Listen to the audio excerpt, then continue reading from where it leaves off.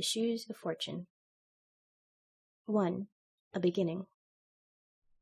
Every author has some peculiarity in his descriptions or in his style of writing. Those who do not like him magnify it, shrug up their shoulders, and exclaim, "There he is again!" I, for my part, know very well how I can bring about this movement and this exclamation. It would happen immediately if I were to begin here, as I intended to, with Rome has its Corso, Naples its Toledo. "Ah, that Andersen, there he is again," they would cry. Yet I must, to please my fancy, continue quite quietly and add, "But Copenhagen has its East Street."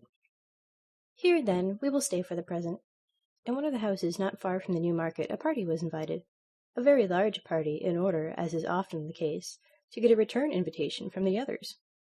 One half of the company was already seated at the card table, the other half awaited the result of the stereotyped preliminary observation of the lady of the house.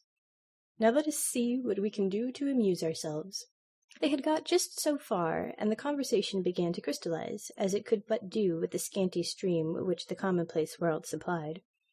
Amongst other things, they spoke of the Middle Ages. Some praised that period as far more interesting, far more poetical than our own too sober present. Indeed, Councillor Knapp defended this opinion so warmly that the hostess declared immediately on his side, and both exerted themselves with unwearied eloquence. The councillor boldly declared the time of King Hans to be the noblest and most happy period. (Footnote: A.D. 1482 to 1513.) End of footnote. While the conversation turned on this subject, and was only for a moment interrupted by the arrival of a journal that contained nothing worth reading, we will just step out into the antechamber, where cloaks, mackintoshes, sticks, umbrellas, and shoes were deposited. Here sat two female figures, a young and an old one. One might have thought at first they were servants come to accompany their mistresses home, but on looking nearer, one soon saw they could scarcely be mere servants. Their forms were too noble for that, their skin too fine, the cut of their dresses too striking. Two fairies were they. The younger, it is true, was not Dame Fortune herself, but one of the waiting-maids of her handmaidens who carry about the lesser good things that she distributes. The other looked extremely gloomy. It was Care. She always attends to her own serious business herself, as then she is sure of having it done properly. They were telling each other, with a confidential interchange of ideas, where they had been during the day. The messenger of fortune had only executed a few unimportant commissions, such as saving a new bonnet from a shower of rain, etc., but what she had yet to perform was something quite unusual. "I must tell you," said she, "that today is my birthday, and in honor of it, a pair of walking shoes or galoshes has been entrusted to me, which I am to carry to mankind. These shoes possess the property of instantly transporting him who has them on to the place or the period in which he most wishes to be. Every wish, as regards time or place or state of being, will be immediately fulfilled, and so at last man will be happy here below." "Do you seriously believe that?" replied Care, in a severe tone of reproach. "No, he will be very unhappy, and will assuredly bless the moment when he feels that he has freed himself from the fatal shoes." "Stupid nonsense!" said the other angrily. "I will put them here by the door. Someone will make a mistake for certain and take the wrong ones. He will be a happy man." Such was their conversation. 2. What happened to the councillor? It was late. Councillor Knapp, deeply occupied with the times of King Hans, intended to go home, and malicious fate managed matters so that his feet, instead of finding their way to his own galoshes, slipped into those of Fortune. Thus caparisoned, the good man walked out of the well-lighted rooms into East Street. By the magic power of the shoes he was carried back to the time of King Hans, on which account his foot very naturally sank in the mud and puddles of the street, there having been in those days no pavement in Copenhagen. "Well, this is too bad. How dirty it is here," sighed the councillor. "As to a pavement, I can find no traces of one, and all the lamps, it seems, have gone to sleep." The moon was not yet very high. It was besides rather foggy, so that in the darkness all objects seemed mingled in chaotic confusion. At the next corner hung a votive lamp before a Madonna, but the light it gave was little better than none at all. Indeed, he did not observe it before he was exactly under it, and his eyes fell upon the bright colours of the pictures which represented the well-known group of the Virgin and the infant Jesus. "That is probably a waxworks show," thought he, and the people delay taking down their sign in hopes of a late visitor or two. A few persons in the costume of the time of King Hans passed quickly by him. "How strange they look! The good folks come probably from a masquerade." Suddenly was heard the sound of drums and fifes. The bright blaze of a fire shot up from time to time, and its ruddy gleams seemed to contend with the bluish light of the torches. The councillor stood still and watched a most strange procession pass by. First came a dozen drummers, who understood pretty well how to handle their instruments. Then came halberdiers, and some armed with crossbows. The principal person in the procession was a priest. Astonished at what he saw, the councillor asked what was the meaning of all this mummery, and who that man was. "That's the Bishop of Zealand," was the answer. "Good heavens, what has taken possession of the bishop?" sighed the councillor, shaking his head. It certainly could not be the bishop, even though he was considered the most absent man in the whole kingdom, and people told the drollest anecdotes about him. Reflecting on the matter, and without looking right or left, the councillor went through East Street and across the Habro-Platz. The bridge leading to Palace Square was not to be found. Scarcely trusting his senses, the nocturnal wanderer discovered a shallow piece of water, and here fell in with two men who very comfortably were rocking to and fro in a boat. "Does your honour want to cross the ferry to the home?" asked they. "Across to the home?" said the councillor, who knew nothing of the age in which he at the moment was. "No, I am going to Christianshafen, to Little Market Street." Both men stared at him in astonishment. "Oh, they just tell me where the bridge is," said he. "It is really unpardonable that there are no lamps here, and it is as dirty as if one had to wade through a morass."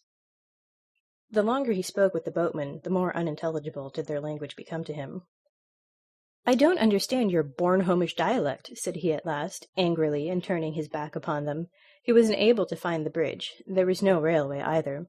"It is really disgraceful what a state this place is in," muttered he to himself.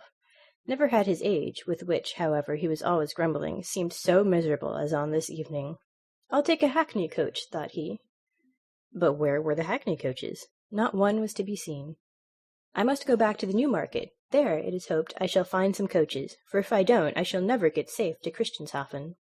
So off he went in the direction of East Street, and had nearly got to the end of it when the moon shone forth. "God bless me, what wooden scaffolding is that which they have set up there?" cried he involuntarily, as he looked at Eastgate, which, in those days, was at the end of East Street. He found, however, a little side door open, and through this he went, and stepped into our Newmarket of the present time. It was a huge, desolate plain. Some wild bushes stood up here and there, while across the field flowed a broad canal or river. Some wretched hovels for the Dutch sailors, resembling great boxes, and after which the place was named, lay about in confused disorder on the opposite bank. "I either behold a fata morgana, or I am regularly tipsy," whimpered out the councillor. "But what's this?" He turned round anew, firmly convinced that he was seriously ill. He gazed at the street formerly so well known to him, and now so strange in appearance, and looked at the houses more attentively. Most of them were of wood, slightly put together, and many had a thatched roof. "No, I am far from well," sighed he, "and yet I drank only one glass of punch. But I cannot suppose it was, too, really very wrong to give us punch and hot salmon for supper. I shall speak about it at the first opportunity. I have half a mind to go back again and say what I suffer. But no, that would be too silly, and heaven only knows if they are up still." He looked for the house, but it had vanished. "It is really dreadful," groaned he, with increasing anxiety. "I cannot recognize East Street again. There is not a single decent shop from one end to the other. Nothing but wretched huts can I see anywhere, just as if I were at Ringstead. Oh, I am ill. I can scarcely bear myself any longer. Where the deuce can the house be? It must be here on this very spot, yet there is not the slightest idea of resemblance. To such a degree has everything changed this night. At all events, here are some people up and stirring. Oh, I am certainly very ill." He now hit upon a half-open door, through a chink of which a faint light shone. It was a sort of hostelry of those times, a kind of public-house. The room had some resemblance to the clay-floored halls in Holstein. A pretty numerous company, consisting of seamen, Copenhagen burghers, and a few scholars, sat here in deep converse over their Peter cans, and gave little heed to the person who entered. "By your leave," said the councillor to the hostess, who came bustling towards him. "I felt so queer all of a sudden. Would you have the goodness to send for a hackney coach to take me to Christianshafen?" The woman examined him with eyes of astonishment, and shook her head. She then addressed him in German. The councillor thought she did not understand Danish, and therefore repeated his wish in German. This, in connection with his costume, strengthened the good woman in the belief that he was a foreigner. That he was ill, she comprehended directly, so she brought him a pitcher of water, which tasted certainly pretty strong of the sea, although it had been fetched from the well. The councillor supported his head on his hand, drew a long breath, and thought over all the wondrous things he saw around him. "Is this the daily news of the evening?" he asked mechanically, as he saw the hostess push aside a large sheet of paper. The meaning of this councillorship query remained, of course, a riddle to her, yet she handed him the paper without replying. It was a coarse woodcut representing a splendid meteor, as seen in the town of Cologne, which was to be read below in bright letters. "That is very old," said the councillor, whom this piece of antiquity began to make considerably more cheerful. "Pray, how did you come into possession of this rare print? It is extremely interesting, although the whole is a mere fable. Such meteorous appearances are to be explained in this way, that they are the reflections of the aurora borealis, and it is highly probable they are caused principally by electricity." Those persons who were sitting nearest him and heard his speech stared at him in wonderment, and one of them rose, took off his hat respectfully, and said with a serious countenance, "You are no doubt a very learned man, monsieur." "Oh, no," answered the councillor. "I can only join in conversations on this topic and on that, as indeed one must do according to the demands of the world at present." "Modestia is a fine virtue," continued the gentleman. "However, as to your speech, I must say mihi secus viditer, yet I am willing to suspend my judicium." "May I ask with whom I have the pleasure of speaking?" said the councillor. "I am a bachelor in theologia," answered the gentleman with a stiff reverence. This reply fully satisfied the councillor. The title suited the dress. "He is certainly," thought he, "some village schoolmaster, some queer old fellow, such as one still meets with in Jutland." "This is no locus docendi, it is true," began the clerical gentleman, "yet I beg you earnestly to let us profit by your learning. Your reading in the ancients is, sine dubio, of vast extent?" "Oh, yes, I've read something, to be sure," replied the councillor. "I like reading all useful works, but I do not on that account despise the modern ones. 'Tis only the unfortunate tales of everyday life that I cannot bear. We have enough and more than enough such in reality." "Tales of everyday life?" said our bachelor inquiringly. "I mean those newfangled novels, twisting and writhing themselves in the dust of commonplace, which also expect to find a reading public." "Oh," exclaimed the clerical gentleman, smiling, "there is much wit in them. Besides, they are read at court. The king likes the history of Sir Iffven and Sir Godian particularly, which treats of King Arthur and his Knights of the Round Table. He has more than once joked about it with his high vassals." "I have not read that novel," said the councillor. "It must be quite a new one, that Heiberg has published lately."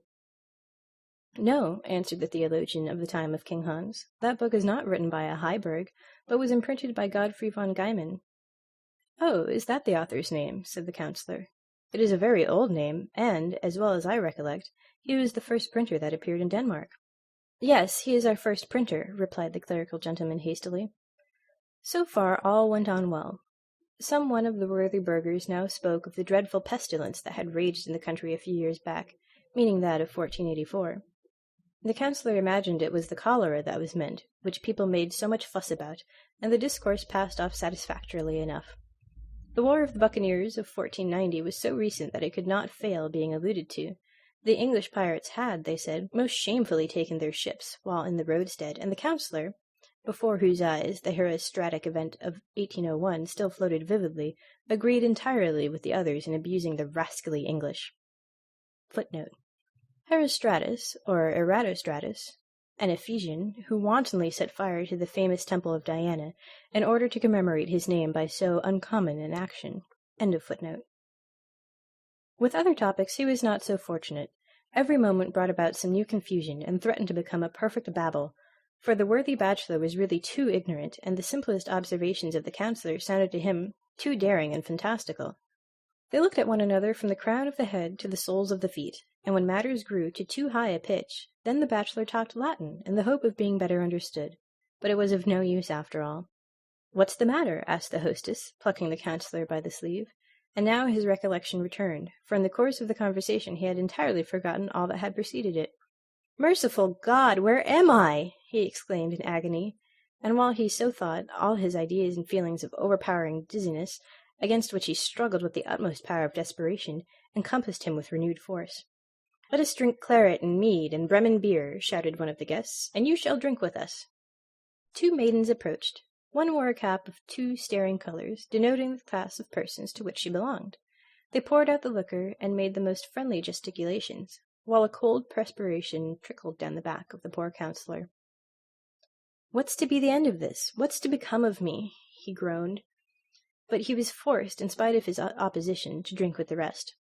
They took hold of the worthy man, who, hearing on every side that he was intoxicated, did not in the least doubt the truth of this certainly not very polite assertion, but on the contrary implored the ladies and gentlemen present to procure him a hackney coach.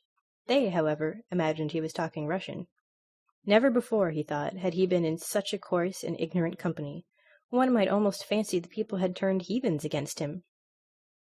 "It is the most dreadful moment of my life. The whole world is leagued against me." But suddenly it occurred to him that he might stoop down under the table, and then creep unobserved out of the door.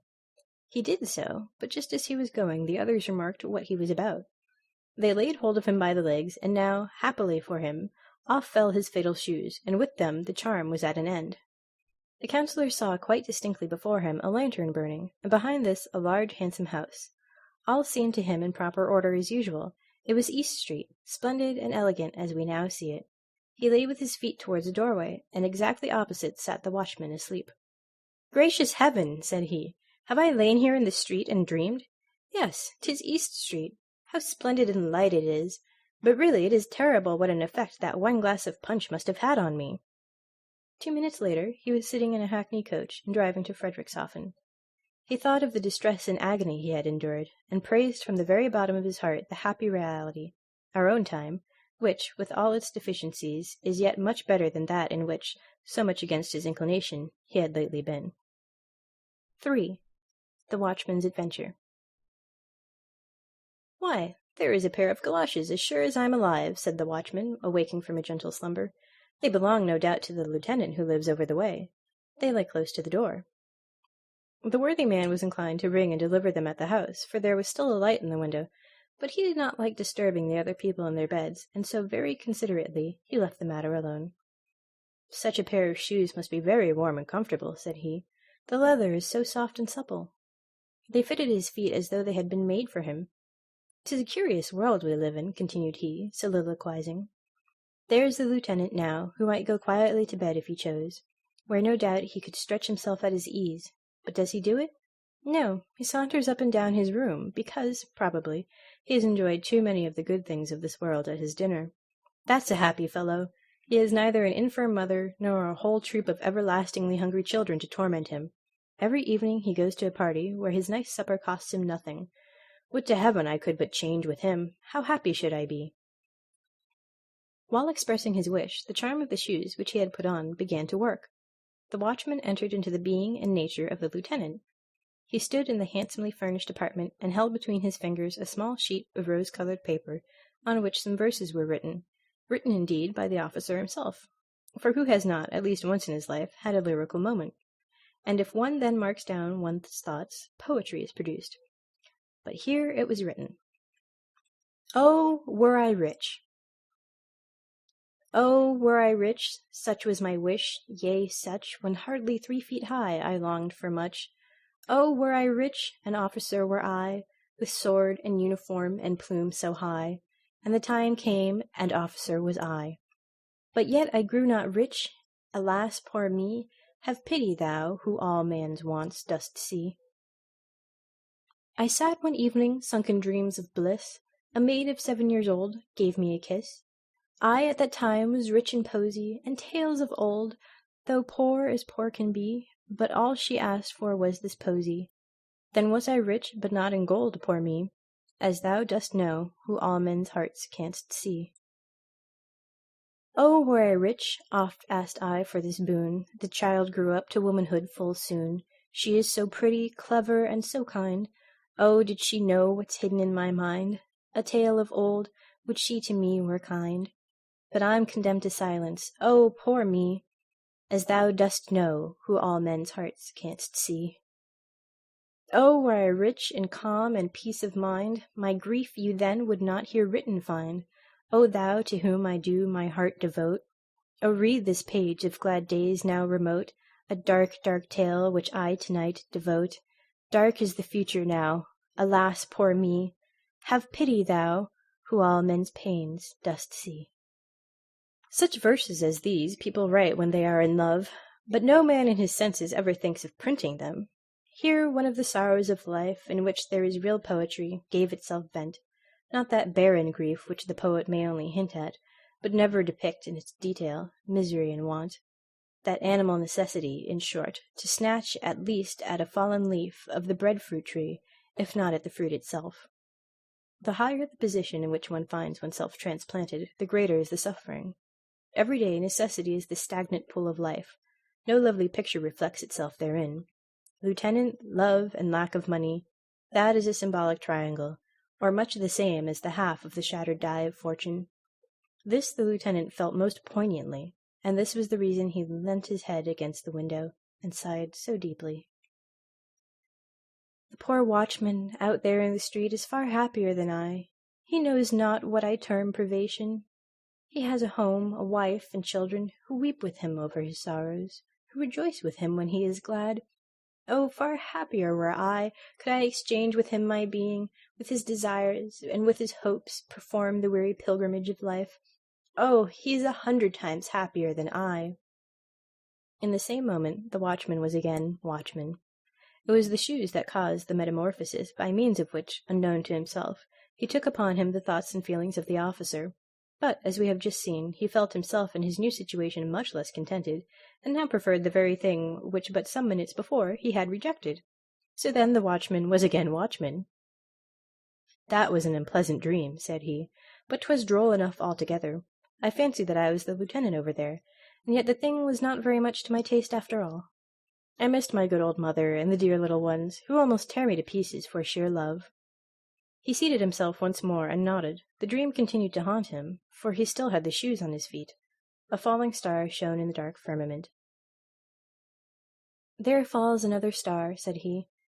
"But what does it matter? There are always enough left. I should not much mind examining the little glimmering things somewhat nearer, especially the moon, for that would not slip so easily through a man's fingers. When we die, so at least says the student for whom my wife does the washing, we shall fly about as light as a feather from one such a star to the other. That's of course not true, but 'twould be pretty enough if it were so. If I could but once take a leap up there, my body might stay here on the steps for what I care. Behold, there are certain things in the world to which one ought never to give utterance except with the greatest caution, but doubly careful must one be when we have the shoes of fortune on our feet. Now just listen to what happened to the watchman. As to ourselves, we all know the speed produced by the employment of steam. We have experienced it either on railroads or in boats when crossing the sea. But such a flight is like the traveling of a sloth in comparison with the velocity with which light moves. It flies 19 million times faster than the best racehorse, and yet electricity is quicker still. Death is an electric shock which our heart receives. The freed soul soars upwards on the wings of electricity. The sun's light wants 8 minutes and some seconds to perform a journey of more than 20 million of our Danish miles. Borne by electricity, the soul wants even some minutes less to accomplish the same flight. Footnote. A Danish mile is nearly 4 3/4 English. End of footnote. To it, the space between the heavenly bodies is not greater than the distance between the homes of our friends in town is for us, even if they live a short way from each other. Such an electric shock in the heart, however, costs us the use of the body here below, unless, like the watchman of East Street, we happen to have on the shoes of fortune. In a few seconds the watchman had done the 52,000 of our miles up to that moon, which, as everyone knows, was formed out of matter much lighter than our earth, and is, so we should say, as soft as newly fallen snow. He found himself on one of the many circumjacent mountain ridges with which we are acquainted by means of Dr. Madler's map of the moon. Within, down it sunk perpendicularly into a cauldron about a Danish mile in depth, while below lay a town whose appearance we can, in some measure, realize to ourselves by beating the white of an egg in a glass of water. The matter of which it was built was just as soft, and formed similar towers and domes and pillars, transparent and rocking in the thin air, while above his head our earth was rolling like a large fiery ball. He perceived immediately a quantity of beings who were certainly what we call men, yet they looked different to us. A far more correct imagination than that of the pseudo-Herschel had created them, and if they had been placed in rank and file and copied by some skilful painter's hand, one would, without doubt, have exclaimed involuntarily, "What a beautiful arabesque!" Footnote. This relates to a book published some years ago in Germany, and said to be by Herschel, which contained a description of the moon and its inhabitants, written with such a semblance of truth that many were deceived by the imposture. End of footnote. Probably a translation of the celebrated moon hoax written by Richard A. Locke and originally published in New York. They had a language, too, but surely nobody can expect that the soul of the watchman should understand it. Be that as it may, it did comprehend it, for in our souls there germinate far greater powers than we poor mortals, despite all our cleverness, have any notion of. Does she not show us, she, the queen in the land of enchantment, her astounding dramatic talent in all our dreams? There every acquaintance appears and speaks upon the stage, so entirely in character, and with the same tone of voice, that none of us, when awake, were able to imitate it. How well can she recall persons to our mind, of whom we have not thought for years, when suddenly they step forth, every inch a man, resembling the real personages, even to the finest features, and become the heroes or heroines of our world of dreams. In reality, such remembrances are rather unpleasant. Every sin, every evil thought, may, like a clock with alarm or chimes, be repeated at pleasure. Then the question is, if we can trust ourselves to give an account of every unbecoming word in our heart and on our lips. The watchman's spirit understood the language of the inhabitants of the moon pretty well.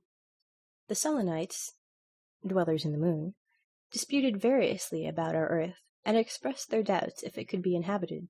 The air, they said, must certainly be too dense to allow any rational dweller in the moon the necessary free respiration. They considered the moon alone to be inhabited. They imagined it was the real heart of the universe or planetary system, on which the genuine cosmopolites, or citizens of the world, dwelt. What strange things what strange things Selenites sometimes take into their heads! About politics they had a good deal to say, but little Denmark must take care what it is about, and not run counter to the moon, that great realm that might in an ill humour bestir itself and dash down a hailstorm in our faces, or force the Baltic to overflow the sides of its gigantic basin. We will, therefore, not listen to what was spoken, and on no condition run in the possibility of telling tales out of school, but we will rather proceed, like good quiet citizens, to East Street, and observe what happened meanwhile to the body of the watchman. He sat lifeless on the steps. The morning star, that is to say, the heavy wooden staff headed with iron spikes, and which had nothing else in common with its sparkling brother in the sky, had glided from his hand, while his eyes were fixed with glassy stare on the moon, looking for the good old fellow of a spirit which still haunted it. Footnote. The watchmen in Germany had formerly, and in some places they still carry with them on their rounds at night, a sort of mace or club, known in ancient times by the above denomination. End of footnote.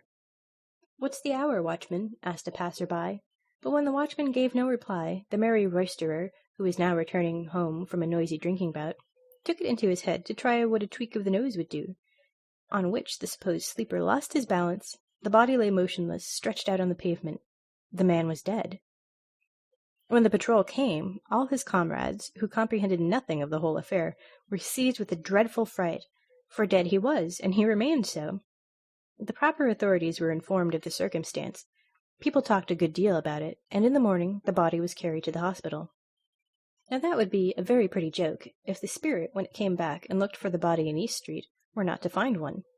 No doubt it would, in its anxiety, run off to the police, and then to the hue and cry office, to announce that the finder will be handsomely rewarded, and at last away to the hospital.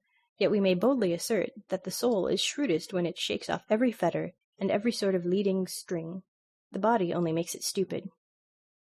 The seemingly dead body of the watchman wandered, as we have said, to the hospital, where it was brought into the general viewing room, and the first thing that was done here was naturally to pull off the galoshes, when the spirit, that was merely gone out on adventures, must have returned with the quickness of lightning to its earthly tenement. It took its direction towards the body in a straight line, and a few seconds after, life began to show itself in the man. He asserted that the preceding night had been the worst that ever the malice of fate had allotted him. He would not for 2 silver marks again go through what he had endured while moon-stricken, but now, however, it was over. The same day he was discharged from the hospital as perfectly cured, but the shoes, meanwhile, remained behind. 4. A moment of head importance, an evening's dramatic readings, a most strange journey. Every inhabitant of Copenhagen knows, from personal inspection, how the entrance to Frederick's Hospital looks.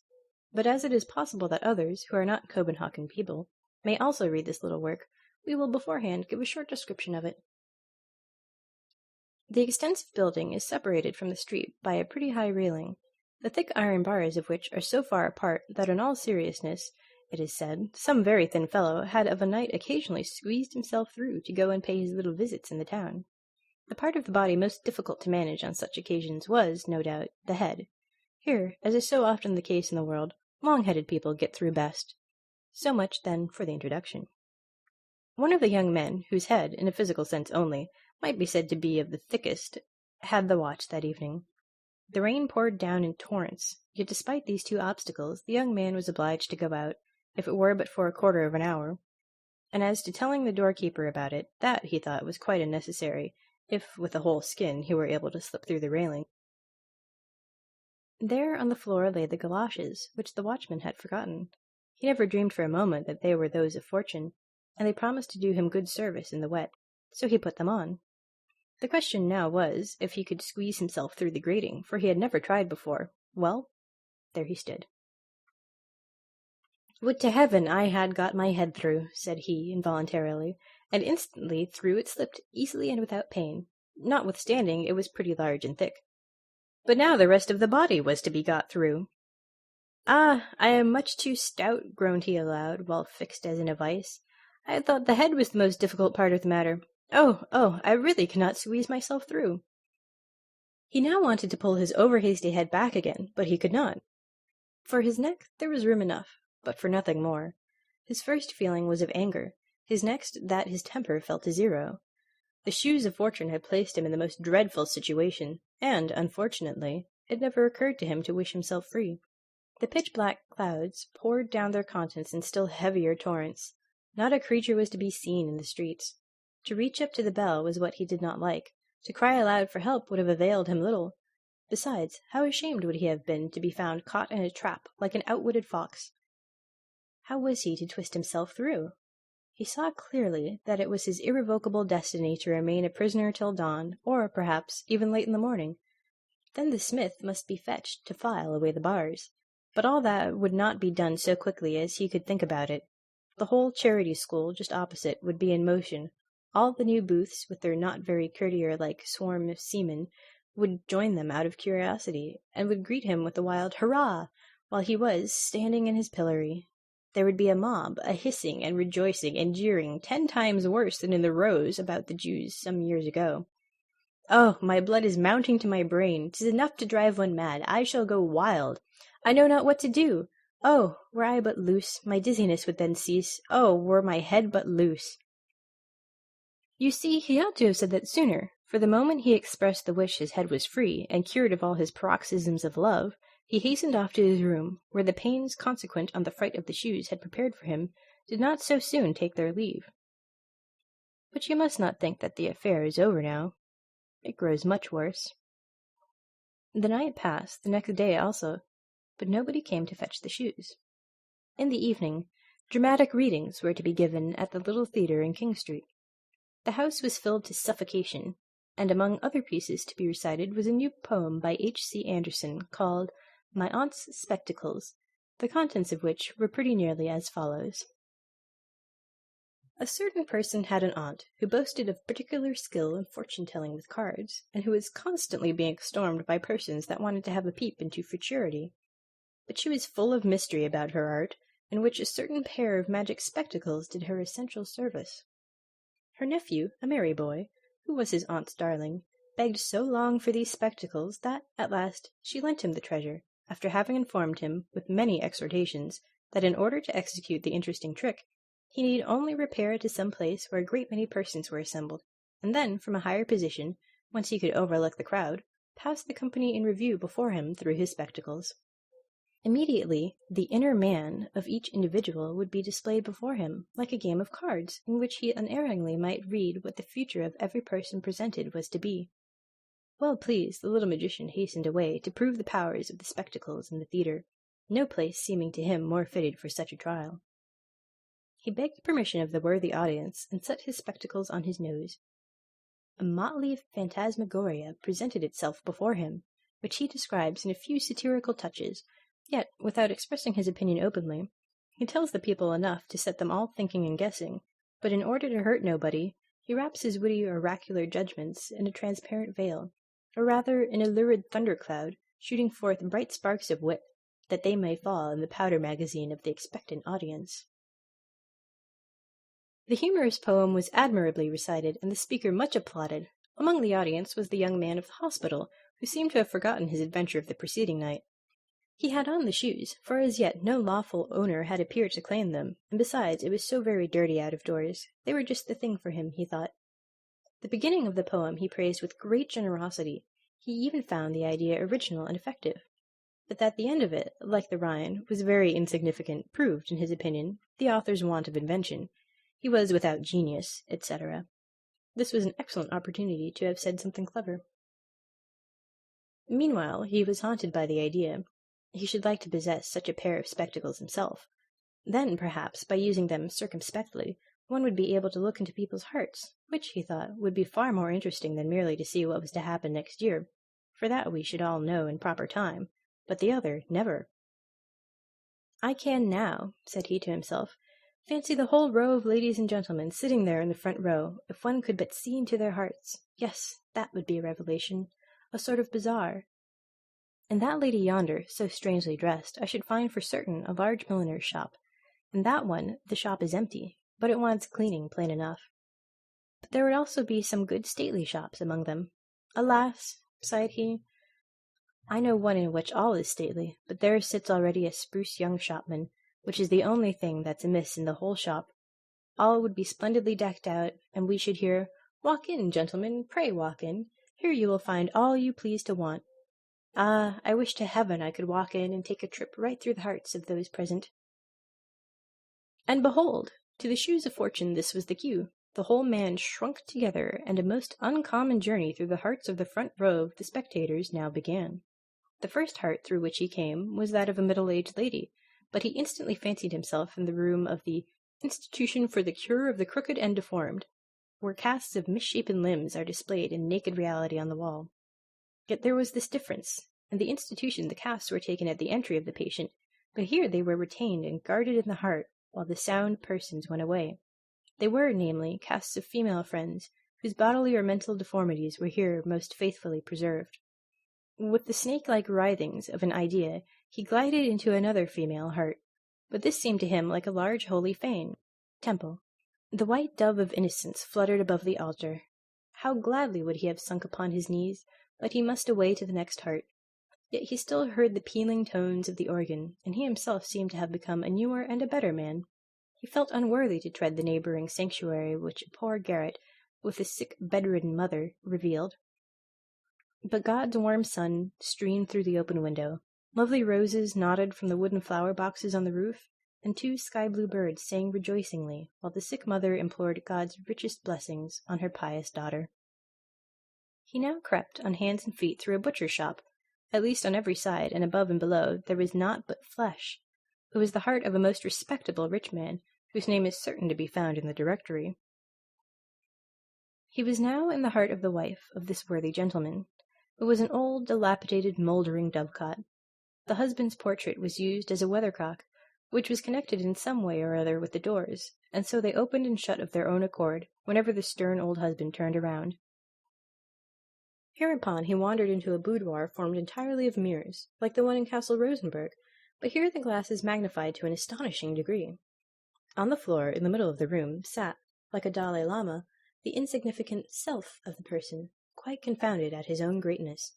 He then imagined he had got into a needle-case full of pointed needles of every size. "This is certainly the heart of an old maid," thought he, but he was mistaken. It was the heart of a young military man, a man, as people said, of talent and feeling. In the greatest perplexity, he now came out of the last heart in the row. He was unable to put his thoughts in order, and fancied that his too lively imagination had run away with him. "Good heavens!" sighed he, "I have surely a disposition to madness. 'Tis dreadfully hot here. My blood boils in my veins, and my head is burning like a coal." And he now remembered the important event of the evening before, how his head had got jammed in between the iron railings of the hospital. "That's what it is, no doubt," said he. "I must do something in time. Under such circumstances a Russian bath might do me good. I only wish I were already in the upper bank." Footnote: in these Russian vapor baths, the person extends himself on a bank or form, and as he gets accustomed to the heat, moves to another higher up towards the ceiling, where, of course, the vapour is warmest. In this manner he ascends gradually to the highest. End of footnote. And so there he lay on the uppermost bank in the vapour bath, but with all his clothes on, in his boots and galoshes, while the hot drops fell scalding from the ceiling on his face. "Hullo!" cried he, leaping down. The bathing attendant on his side uttered a loud cry of astonishment when he beheld in the bath a man completely dressed. The other, however, retained sufficient presence of mind to whisper to him, "'Tis a bet, and I have won it." But the first thing he did as soon as he got home was to have a large blister put on his chest and back to draw out his madness. The next morning he had a sore chest and a bleeding back, and, excepting the fright, that was all that he had gained by the shoes of fortune. 5. Metamorphosis of the copying clerk. The watchman, whom we have certainly not forgotten, thought meanwhile of the galoshes he had found and taken with him to the hospital. He now went to fetch them, and as neither the lieutenant nor anybody else in the street claimed them as his property, they were delivered over to the police office. Footnote. As on the Continent, in all law and police practices nothing is verbal, but any circumstance, however trifling, is reduced to writing. The labour, as well as the number of papers that thus accumulate, is enormous. In a police office, consequently, we find copying clerks among many other scribes of various denominations, of which, it seems, our hero was one. End of footnote.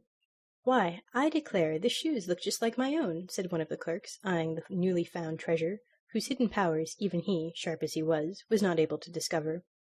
"One must have more than the eye of a shoemaker to know one pair from the other," said he, soliloquizing, and putting, at the same time, the galoshes in search of an owner beside his own in the corner. "Here, sir," said one of the men, who, panting, brought him a tremendous pile of papers. The copying clerk turned round and spoke a while with the man about the reports and legal documents in question, but when he had finished, and his eye fell again on the shoes, he was unable to say whether those to the left or those to the right belonged to him.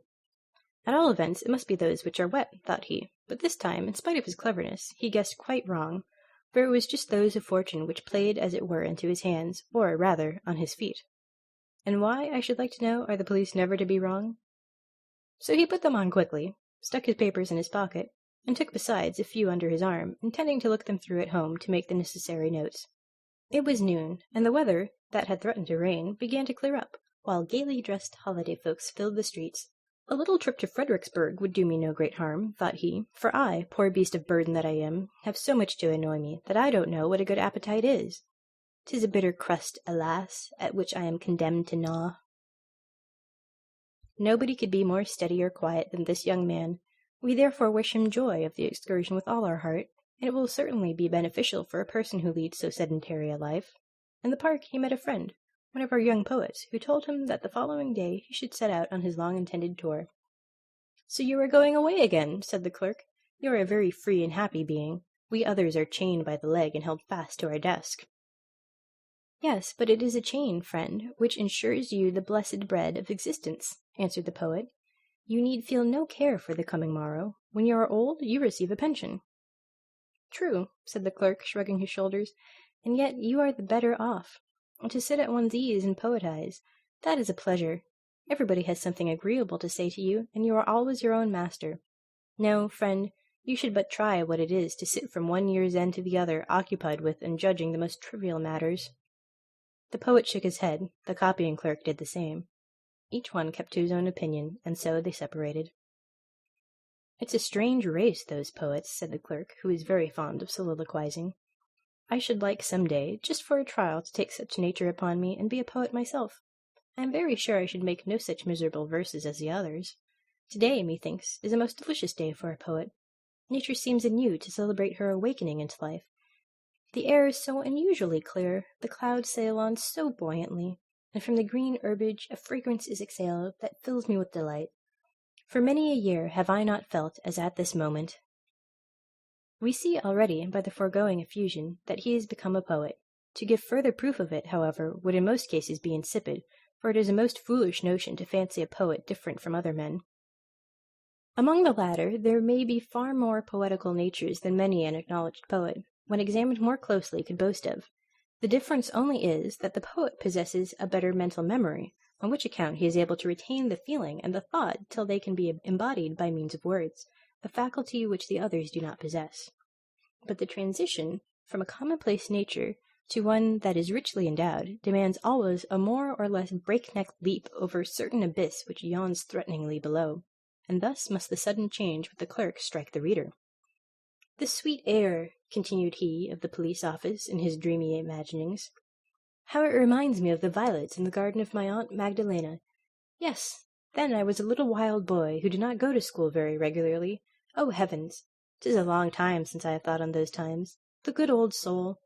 She lived behind the exchange. She always had a few twigs or green shoots in water, let the winter rage without as it might. The violets exhaled their sweet breath, whilst I pressed against the window panes covered with fantastic frostwork the copper coin I had heated on the stove, and so made peepholes. What splendid vistas were there then opened to my view! What change, what magnificence! Yonder in the canal lay the ships frozen up and deserted by their whole crews, with a screaming crow for the sole occupant. But when the spring, with a gentle stirring motion, announced her arrival, a new and busy life arose. With songs and hurrahs the ice was sawn asunder, the ships were fresh tarred and rigged, that they might sail away to distant lands. But I have remained here, must always remain here, sitting at my desk in the office, and patiently see other people fetch their passports to go abroad. Such is my fate. Alas, sighed he again, and was again silent. Great heaven! What has come to me? Never have I thought or felt like this before. It must be the summer air that affects me with feelings almost as disquieting as they are refreshing. He felt in his pockets for the papers. These police reports will soon stem the torrent of my ideas and effectually hinder any rebellious overflowing of the time-worn banks of official duties, he said to himself consolingly, while his eye ran over the first page. Dame Tigbrith, tragedy in 5 acts. What is that? And yet it is undeniably my own handwriting. Have I written the tragedy? Wonderful, very wonderful. And this? What have I here? Intrigue on the ramparts, or The Day of Repentance, vaudeville with new songs to the most favourite airs. The deuce! Where did I get all this rubbish? Someone must have slipped it slyly into my pocket for a joke. There is, too, a letter to me, a crumpled letter, and the seal broken. Yes, it was not a very polite epistle from the manager of a theatre, in which both pieces were flatly refused. Ahem, ahem, said the clerk breathlessly, and quite exhausted, he seated himself on a bank. His thoughts were so elastic, his heart so tender, and involuntarily he picked one of the nearest flowers. It is a simple daisy, just bursting out of the bud. What the botanist tells us after a number of imperfect lectures, the flower proclaimed in a minute. It related the mythus of its birth, told of the power of the sunlight that spread out its delicate leaves, and forced them to impregnate the air with their incense. And then he thought of the manifold struggles of life, which, in like manner, awaken the budding flowers of feeling in our bosom. Light and air contend with chivalric emulation for the love of the fair flower that bestowed her chief favours on the latter. Full of longing, she turned towards the light, and as soon as it vanished, rolled her tender leaves together, and slept in the embraces of the air. It is the light which adorns me, said the flower. But 'tis the air which enables thee to breathe, said the poet's voice. Close by stood a boy who dashed his stick into a wet ditch. The drops of water splashed up to the green leafy roof, and the clerk thought of the million of ephemera which in a single drop were thrown up to a height that was as great, doubtless for their size, as for us if we were to be hurled above the clouds. While he thought of this and of the whole metamorphosis he had undergone, he smiled and said, I sleep and dream, but it is wonderful how one can dream so naturally, and know besides so exactly that it is but a dream. If only tomorrow on awaking I could again call all to mind so vividly. I seem in unusually good spirits. My perception of things is clear. I feel as light and cheerful as though I were in heaven. But I know for a certainty that if tomorrow a dim remembrance of it should swim before my mind, it will then seem nothing but stupid nonsense, as I have often experienced already, especially before I enlisted under the banner of the police, for that dispels like a whirlwind all the visions of unfettered imagination. All we hear or say in a dream that is fair and beautiful is like the gold of the subterranean spirits. It is rich and splendid when it is given us, but viewed by daylight we find only withered leaves. Alas! He sighed quite sorrowful, and gazed at the chirping birds that hopped contentedly from branch to branch. They are much better off than I. To fly must be a heavenly art, and happy do I prize that creature in which it is innate. Yes, could I exchange my nature with any other creature, I fain would be such a happy little lark." He had hardly uttered these hasty words when the skirts and sleeves of his coat folded themselves together into wings. The clothes became feathers, and the galoshes claws. He observed it perfectly, and laughed in his heart. "Now then, there is no doubt that I am dreaming, but I never before was aware of such mad freaks as these." And up he flew into the green roof and sang. But in the song there was no poetry, for the spirit of the poet was gone. The shoes, as is the case with anybody who does what he has to do properly, could only attend to one thing at a time. He wanted to be a poet, and he was one. He now wished to be a merry chirping bird. But when he was metamorphosed into one, the former peculiarities ceased immediately.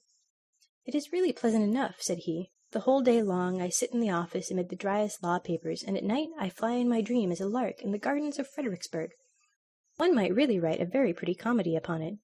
He now fluttered down into the grass, turned his head gracefully on every side, and with his bill pecked the pliant blades of grass, which, in comparison to his present size, seemed as majestic as the palm branches of northern Africa. Unfortunately, the pleasure lasted but a moment. Presently a black night overshadowed our enthusiast, who had so entirely missed his part of copying clerk at a police office. Some vast object seemed to be thrown over him. It was a large oilskin cap, which a sailor boy of the quay had thrown over the struggling bird. A coarse hand sought its way carefully in under the broad rim, and seized the clerk over the back and wings. In the first moment of fear he called, indeed, as loud as he could, "You impudent little blackguard! I am a copying clerk at the police office, and you know you cannot insult any belonging to the constabulary force without a chastisement. Besides, you good-for-nothing rascal, it is strictly forbidden to catch birds in the royal gardens of Fredericksburg, but your blue uniform betrays where you come from." This fine tirade sounded, however, to the ungodly sailor boy like a mere pip-pee-pee. He gave the noisy bird a knock on its beak, and walked on. He was soon met by two schoolboys of the upper class, that is to say, as individuals, for with regard to learning, they were in the lowest class in the school. And they bought the stupid bird. So the copying clerk came to Copenhagen as guest, or rather as prisoner in a family living in Gother Street. "'Tis well that I am dreaming," said the clerk, "or I really should get angry. First I was a poet, now sold for a few pence as a lark. No doubt it was that accursed poetical nature which has metamorphosed me into such a poor harmless little creature. It is really pitiable, particularly when one gets into the hands of a little blackguard, perfect in all sorts of cruelty to animals. All I should like to know is, how the story will end." The two schoolboys, the proprietors now of the transformed clerk, carried him into an elegant room. A stout stately dame received him with a smile, but she expressed much dissatisfaction that a common field bird, as she called the lark, should appear in such high society. For today, however, she would allow it, and they must shut him in the empty cage that was standing in the window. "Perhaps he will amuse my good Polly," added the lady, looking with a benignant smile at the large green parrot that swung himself backwards and forwards most comfortably in his ring, inside a magnificent brass-wired cage. "Today is Polly's birthday," said she with stupid simplicity, "and the little brown field bird must wish him joy." Mr. Polly uttered not a syllable in reply, but swung to and fro with dignified condescension, while a pretty canary, as yellow as gold, that had lately been brought from his sunny fragrant home, began to sing aloud. "Noisy creature, will you be quiet?" screamed the lady of the house, covering the cage with an embroidered white pocket handkerchief. "Chirp, chirp," sighed he. "That was a dreadful snowstorm." And he sighed again, and was silent. The copying clerk, or, as the lady said, the brown field bird, was put into a small cage, close to the canary, but not far from "my good Polly." The only human sounds that the parrot could bawl out were, "Come, let us be men!" Everything else that he said was as unintelligible to everybody as the chirping of the canary, except to the clerk, who was now a bird too. He understood his companion perfectly. "I flew about beneath the green palms and the blossoming almond trees," sang the canary. "I flew around with my brothers and sisters over the beautiful flowers and over the glassy lakes, where the bright water plants nodded to me from below. There, too, I saw many splendidly dressed paroquets, that told the drollest stories and the wildest fairy tales without end." "Oh, those were uncouth birds," answered the parrot. "They had no education, and talked of whatever came into their head. If my mistress and all her friends can laugh at what I say, so may you too, I should think. It is a great fault to have no taste for what is witty or amusing. Come, let us be men." "Ah, have you no remembrance of love for the charming maidens that danced beneath the outspread tents beside the bright fragrant flowers? Do you no longer remember the sweet fruits and the cooling juice and the wild plants of our never-to-be-forgotten home? said the former inhabitant of the Canary Isles, continuing his dithyrambic. "Oh, yes," said the parrot, "but I am far better off here. I am well fed, and get friendly treatment. I know I am a clever fellow, and that is all I care about. Come, let us be men. You are of a poetical nature, as it is called. I, on the contrary, possess profound knowledge and inexhaustible wit. You have genius, but clear-sighted, calm discretion does not take such lofty flights, and utter such high natural tones. For this they have covered you over. They never do the like to me, for I cost more. Besides, they are afraid of my beak, and I have always a witty answer at hand. Come, let us be men." "O warm, spicy land of my birth," sang the canary bird, "I will sing of thy dark green bowers, of the calm bays where the pendant boughs kiss the surface of the water. I will sing of the rejoicing of all my brothers and sisters where the cactus grows in wanton luxuriance." "Spare us your elegiac tones," said the parrot, giggling. "Rather speak of something at which one may laugh heartily. Laughing is an infallible sign of the highest degree of mental development. Can a dog or a horse laugh? No, but they can cry. The gift of laughing was given to man alone. Ha, ha, ha!" screamed Polly, and added his stereotype witticism. "Come, let us be men." "Poor little Danish grey bird," said the canary. "You have been caught too. It is, no doubt, cold enough in your woods, but there at least is the breath of liberty. Therefore fly away. In the hurry they have forgotten to shut your cage, and the upper window is open. Fly, my friend, fly away. Farewell." Instinctively the clerk obeyed. With a few strokes of his wings he was out of the cage, but at the same moment the door, which was only ajar, and which led to the next room, began to creak, and supple and creeping came the large tomcat into the room, and began to pursue him. The frightened canary fluttered about in his cage, the parrot flapped his wings and cried, "Come, let us be men!" The clerk felt a mortal fright, and flew through the window, far away over the houses and streets. At last he was forced to rest a little. The neighbouring house had a something familiar about it. The window stood open. He flew in. It was his own room. He perched upon the table. "Come, let us be men," said he, involuntarily imitating the chatter of the parrot, and at the same moment he was again a copying clerk, but he was sitting in the middle of the table. "Heaven help me!" cried he. "How did I get up here? And so buried in sleep, too! After all, that was a very unpleasant, disagreeable dream that haunted me. The whole story is nothing but silly, stupid nonsense." 6. The best the galoshes gave. The following day, early in the morning, while the clerk was still in bed, someone knocked at his door. It was his neighbour, a young divine, who lived on the same floor. He walked in. "Lend me your galoshes," said he. "It is so wet in the garden, though the sun is shining most invitingly. I should like to go out a little." He got the galoshes, and he was soon below in a little duodecimo garden, where between two immense walls a plum-tree and an apple-tree were standing. Even such a little garden as this was considered in the metropolis of Copenhagen as a great luxury. The young man wandered up and down the narrow paths, as well as the prescribed limits would allow. The clock struck 6. Without was heard the horn of a post-boy. To travel! To travel!" exclaimed he, overcome by most painful and passionate remembrances. "That is the happiest thing in the world. That is the highest aim of all my wishes. Then, at last, would the agonizing restlessness be allayed, which destroys my existence. But it must be far, far away. I would behold magnificent Switzerland. I would travel to Italy, and—" It was a good thing that the power of the galoshes worked as instantaneously as lightning in a powder magazine would. Otherwise the poor man, with his overstrained wishes, would have travelled about the world too much for himself as well as for us.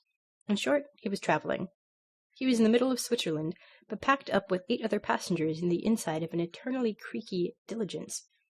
His head ached till it almost split. His weary neck could hardly bear the heavy load, and his feet, pinched by his torturing boots, were terribly swollen. He was in an intermediate state between sleeping and waking, at variance with himself and with his company, within the country and with the government. In his right pocket he had his letter of credit, in the left his passport, and in a small leathern purse some double louis d'or, carefully sewn up in the bosom of his waistcoat. Every dream proclaimed that one or the other of these valuables was lost. Wherefore he started up as in a fever, and the first movement which his hand made described a magic triangle from the right pocket to the left, and then upwards to the bosom, to feel if he had all of them safe or not. From the roof inside the carriage, umbrellas, walking-sticks, hats, and sundry other articles were depending, and hindered the view, which was particularly imposing. He now endeavoured as well as he was able to dispel his gloom, which was caused by outward chance circumstances merely, and on the bosom of nature imbibed the milk of purest human enjoyment. Grand, solemn, and dark was the whole landscape around. The gigantic pine forests on the pointed crags seemed almost like little tufts of heather, colored by the surrounding clouds. It began to snow, a cold wind blew, and roared as though it were seeking a bride.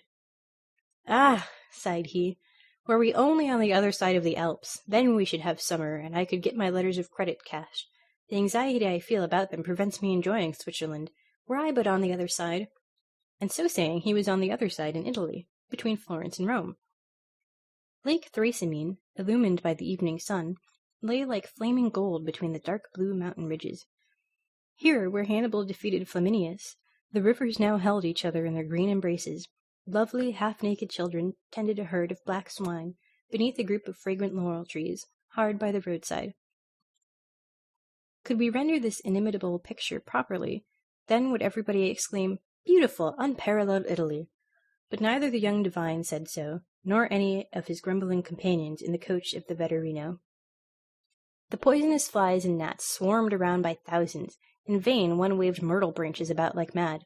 The audacious insect population did not cease to sting, nor was there a single person in the well-crammed carriage whose face was not swollen and sore from their ravenous bites. The poor horses, tortured almost to death, suffered most from this truly Egyptian plague. The flies alighted upon them in large, disgusting swarms, and if the coachman got down and scraped them off, hardly a minute elapsed before they were there again. The sun now set. A freezing cold, though of a short duration, pervaded the whole creation. It was like a horrid gust coming from a burial vault on a warm summer's day. But all around the mountains retained that wonderful green tone which we see in some old pictures, and which, should we not have seen a similar play of colour in the south, we declare at once to be unnatural. It was a glorious prospect, but the stomach was empty, the body tired. All that the heart cared and longed for was a good night quarters. Yet how would they be? For these one looked much more anxiously than for the charms of nature, which every which where were so profusely displayed. The road led through an olive grove, and here the solitary inn was situated. 10 or 12 crippled beggars had encamped outside. The healthiest of them resembled, to use an expression of Marryat's, hunger's eldest son when he had come of age. The others were either blind, had withered legs, and crept about on their hands, or withered arms and fingerless hands. It was the most wretched misery, dragged from amongst the filthiest rags. "Excellenza miserabili," sighed they, thrusting forth their deformed limbs to view. Even the hostess, with bare feet, uncombed hair, and dressed in a garment of doubtful colour, received the guests grumblingly. The doors were fastened with a loop of string. The floor of the rooms presented a stone paving half torn up. Bats fluttered wildly about the ceiling, and as to the smell therein, no, that was beyond description. "You had better lay the cloth below in the stable," said one of the travellers. "There, at all events, one knows what one is breathing." The windows were quickly opened, to let in a little fresh air. Quicker, however, than the breeze, the withered, sallow arms of the beggars were thrust in, accompanied by the eternal whine of "Miserabili, miserabili, excellenza." On the walls were displayed innumerable inscriptions, written in nearly every language of Europe, some in verse, some in prose, most of them not very laudatory of Bella Italia. The meal was served. It consisted of a soup of salted water, seasoned with pepper and rancid oil. The last ingredient played a very prominent part in the salad. Stale eggs and roasted coxcombs furnished the grand dish of the repast. The wine, even, was not without a disgusting taste. It was like a medicinal draught. At night the boxes and other effects of the passengers were placed against the rickety doors. One of the travellers kept watch while the others slept. The sentry was our young divine. How close it was in the chamber! The heat oppressive to suffocation. The gnats hummed and stung unceasingly. The miserabili without whined and moaned in their sleep. "Travelling would be agreeable enough," said he, groaning, "if one only had no body, or could send it to rest while the spirit went on its pilgrimage unhindered, whither the voice within might call out. Wherever I go, I am pursued by a longing that is insatiable, that I cannot explain to myself, and that tears my very heart. I want something better than what is fled in an instant. But what is it, and where is it to be found? Yet I know in reality what it is I wish for. Oh, most happy were I, could I but reach one aim, could but reach the happiest of all."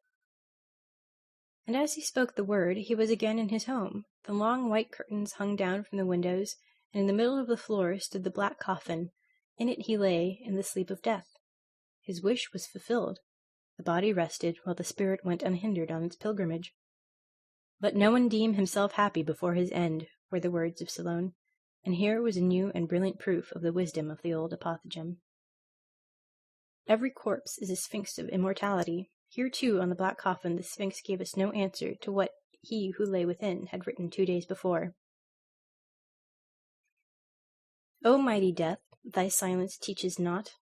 Thou leadest only to the near grave's brink. Is broken now the ladder of my thoughts? Do I instead of mounting only sink? Our heaviest grief the world oft seeth not. Our sorest pain we hide from stranger eyes, and for the sufferer there is nothing left but the green mound that over the coffin lies." 2 figures were moving in the chamber. We know them both. It was the Fairy of Care and the Emissary of Fortune. They both bent over the corpse. "Do you now see," said Care, "what happiness your galoshes have brought to mankind? To him, at least, who slumbers here, they have brought an imperishable blessing," answered the other.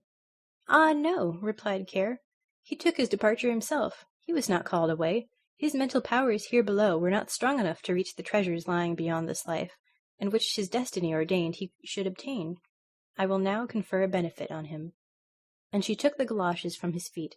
His sleep of death was ended, and he who had been thus called back again to life arose from his dread couch in all the vigor of youth. Care vanished, and with her the galoshes. She has no doubt taken them for herself, to keep them to all eternity. End of The Shoes of Fortune.